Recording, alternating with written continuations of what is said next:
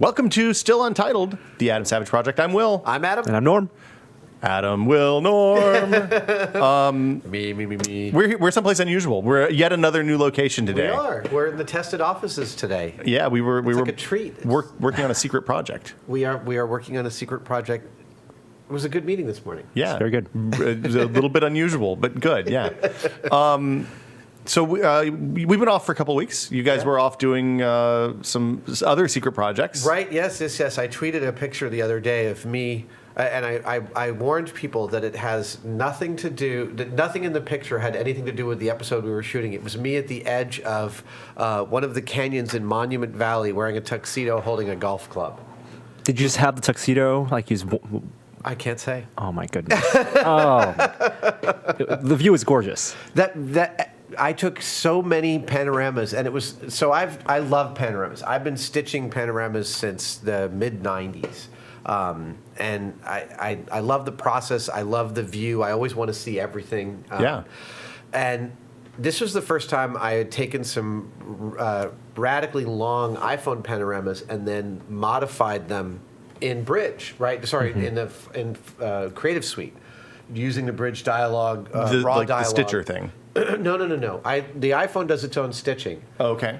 Excuse me. The iPhone does its own stitching, but when you open up images in Bridge, you can open them up in the dialogue that allows you to affect exposure and clarity and vibrance and saturation. Because the stitching isn't always perfect. Well, it wasn't the stitching I had a problem with. It was just making the color really pop. Right. The iPhone color tends to be a little muted, as far as I'm concerned. And I haven't printed these things up, but on the screen there, it's a little muted. So I goosed some of those panoramas just a little bit, and they were gorgeous. They're very high resolution. Yeah, beautiful. 8 or 9 megs per image. Did you take your real camera, your Mark III? No, I actually brought the NEX 7. Okay. And I did some panoramas with that, which I have not yet stitched. And I've actually been finding the Creative Suite photo merge to be fantastic for that. It does really well. I'm quite good at keeping my head on a pivot point. I use a piece of software called Pano Edit on occasion. So one day I walked out of our office here, walked across the street, and there was this most amazing double and then triple rainbow. Yeah. And it was one of those nights that the sky was all pink and crazy. So I pulled out the Nex 5N and just started taking pictures without thinking about what I was going to do with them, because the normal swipe thing wouldn't have done anything near. Right. Because it was just 2/3 of the sky basically. Yeah. And so I investigated some tools, and this Pano Edit thing turns out to be pretty. I think there's a post about it on the site from ages ago. But you fed a whole bunch of pictures, and you kind of laid them out in the right places, and then it just made everything match up, which was really cool, I thought, even though some of them were taken from slightly different perspectives. When you talk about stitching, there's actually a really cool process that people use to take small sensor cameras.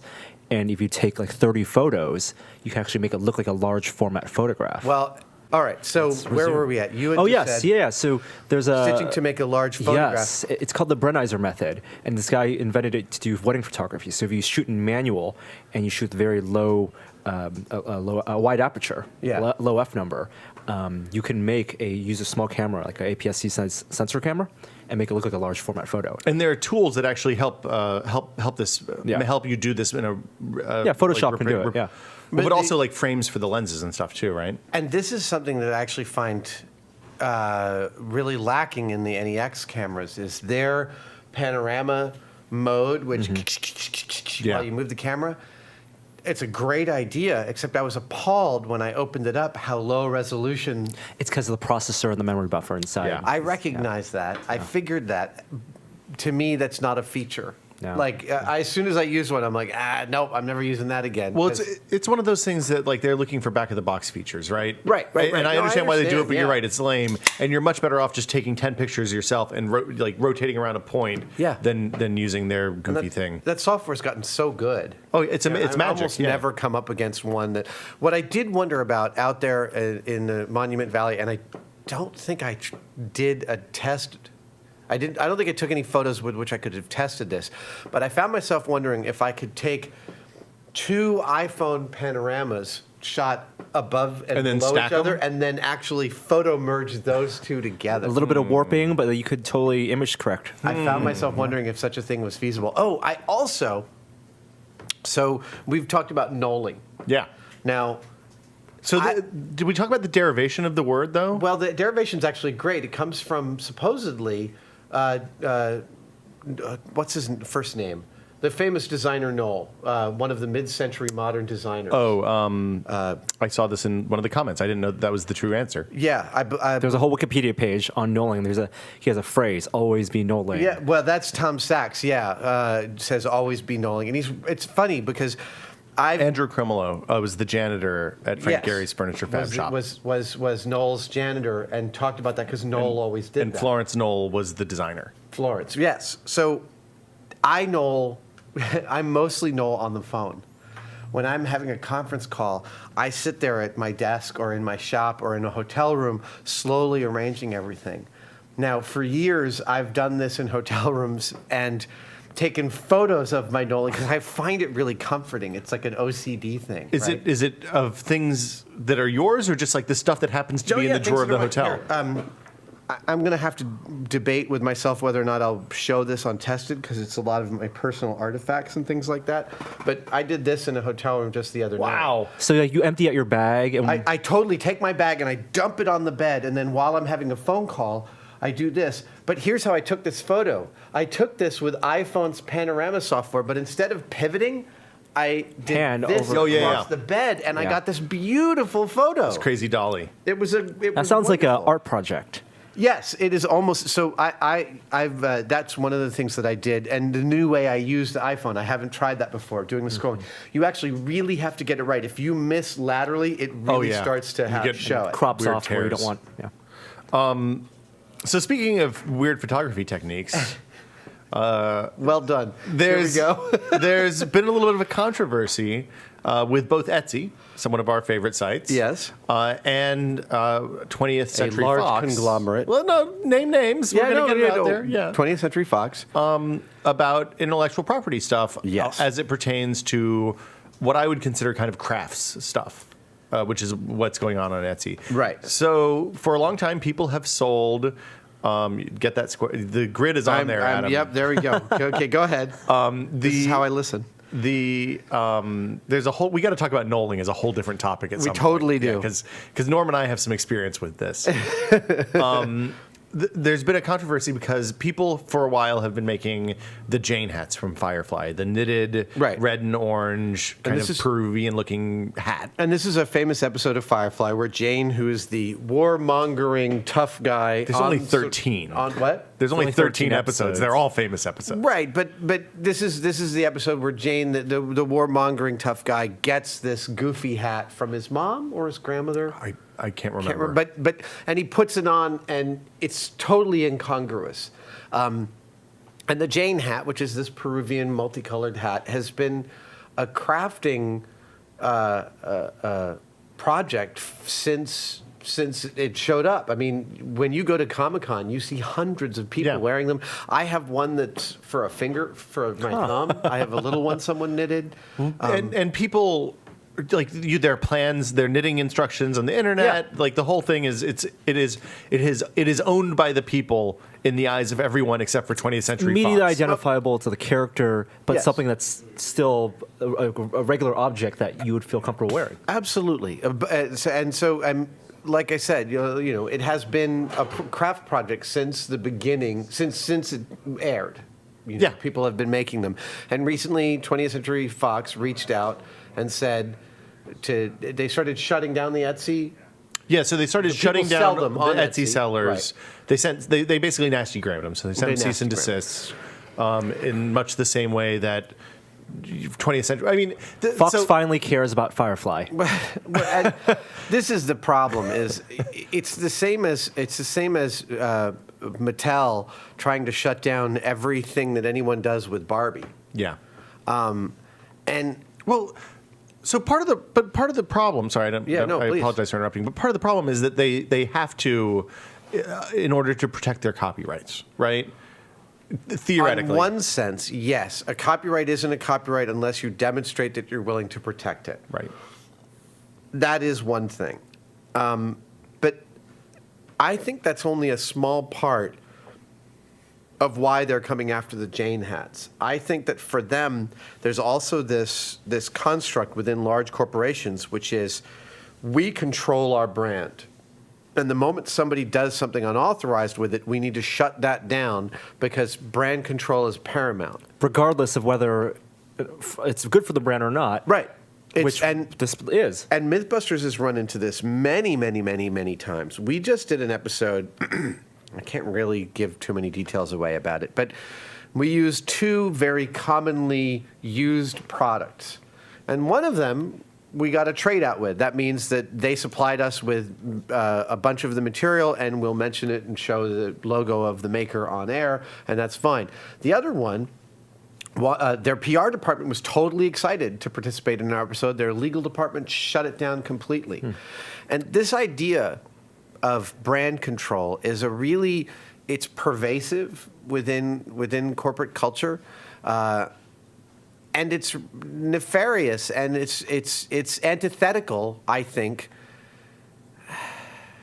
It's antithetical to what I think of as proper business practice. And proper business practice is you're dealing with the people that use your product. Yeah. And the idea that you can totally control how everyone uses that product and then, talks about how they use it in the world is ludicrous. In the case of some brands and products, like Kleenex or Xerox or duct tape, these are brands, but they're also the same words we use to describe those category of products as a whole. And corporations don't like their names to become household.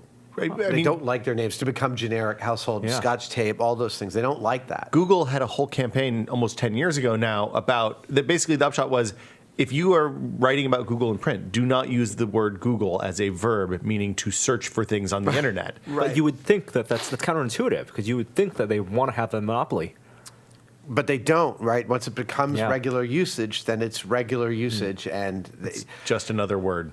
But at the same time, go ahead. I guess my thing is that the idea of 20th Century Fox coming in and shutting down these sites that make Jane hats is it's a great example of where to start talking about fair use and fan outreach. And one of the examples I'll give is Lucasfilm. Lucasfilm is a fantastic example of a company that really does understand its brand and its fans. They support the R2-D2 Builders Group and the Stormtrooper, the 501st Legions. They don't support them by giving them things, but they understand that they're out there, and they don't stop them from doing what they're doing. Well, and they include them in official events, too. Like the 501st is charity stuff and all sorts of things. In fact, so and I do believe, I don't have any confirmation on this, but I do believe, just knowing who gets nasty grams and who doesn't from Lucasfilm, that they totally keep an eye on who's making stuff out there. And they know what the market will bear, and they know when people are starting to make a profit. And that's the one thing they want to shut down. Yeah. Fans making Stormtrooper armor and selling it to each other for a few $100s, no one's going to get rich doing that. And they don't really, to them, that's all just good for them. It's all about scale in the eyes of Lucas. And Lucas has been doing this. I mean, in fairness, they've had a lot of experience with this. They dealt with this problem way before anybody else, because people were building Stormtrooper armor and R2-D2s 20 years ago. Yes. Masters of licensing. Yeah. And I think that their approach is very good. They have there are people on the Replica Prop forum and other forums that I frequent who've gotten nasty grams from Lucasfilm Limited. But for the most part, they're well regarded by the fans because of this very open attitude towards the fact that understanding that the fans are actually generating more goodwill for the product than they could control if they attempted to shut everybody down. Well, so the internet rumor mill is that there's one of 2 potential reasons that Fox could be doing this. One is that they want Google results for Jane Hat, because they're going to start selling Jane hats because they look at it as a merchandising opportunity for a franchise that, as Norm pointed out accurately, they have not cared about beyond the moment that it went on air for the first time out of order. The phrase "they have not cared about it" is such an understatement. Yeah. Actively work to destroy, quash. Yes. Hey, they funded a movie. We got a movie. Well, and there's a lot that actually, begrudgingly and kicking and screaming because of the fan outreach. Yeah. I mean, the idea that Serenity got made is one of my favorite things in the world. Until this Veronica Mars thing, I think those are both great examples of the fans really getting companies to wake up and see what's possible that they haven't thought of. But anyway, sorry, they're in the room. No. And then the other theory is that just some lawyer needed more work and wanted to justify his existence at Fox. The third theory that I mean, we don't know.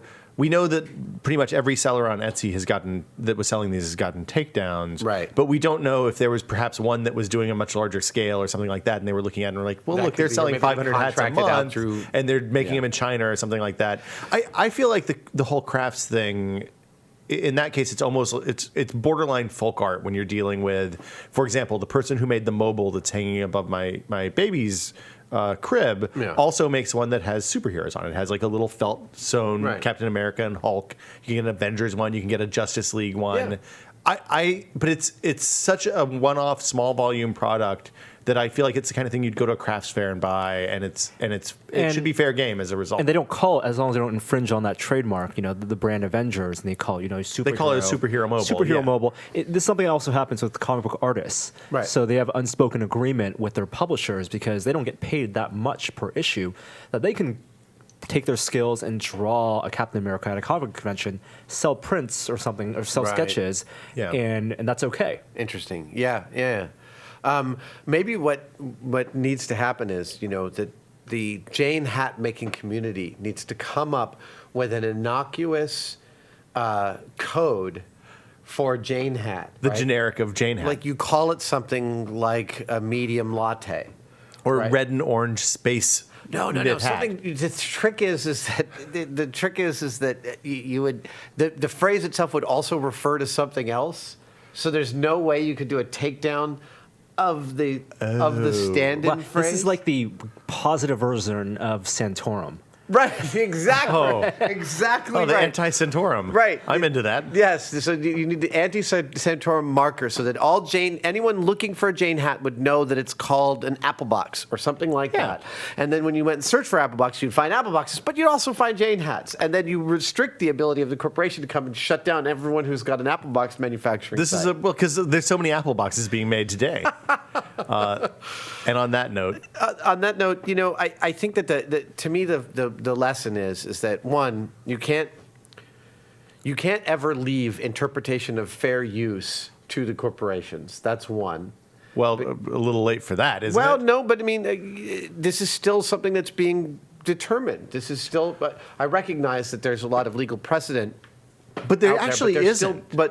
And more is being built all the time. But it's the legal precedent and the definition of fair use is mostly established based on like a court case from 1982. There was an important court case, but corporations have traditionally not challenged that. And I think the theory on that is that they don't want to risk defining it in a way that it's better to be vague and than to risk making it not vague in a way that's detrimental to their business practices. Well, and the other one is to really make a qualifiable assessment of what the best business practices for them are. Yeah. And, you're in so many corporations, you end up with this battle between the PR department, which really does understand how to reach out to the fans and how to put everyone under a nice umbrella, and the legal department, which wants nothing to do, somehow is anti the fans. Yeah, they're well, not only just anti the fan, anti the good of the company. Yes, exactly. Yeah, so wake up, legal departments. We know that you guys work hard and that you're smart people, but you need to understand a little bit more about this before you start sending these nasty grams. It's not like people were selling stormtrooper head. Right. If only there was a way to quantify the but benefit. It's also it is a corollary of the Streisand effect.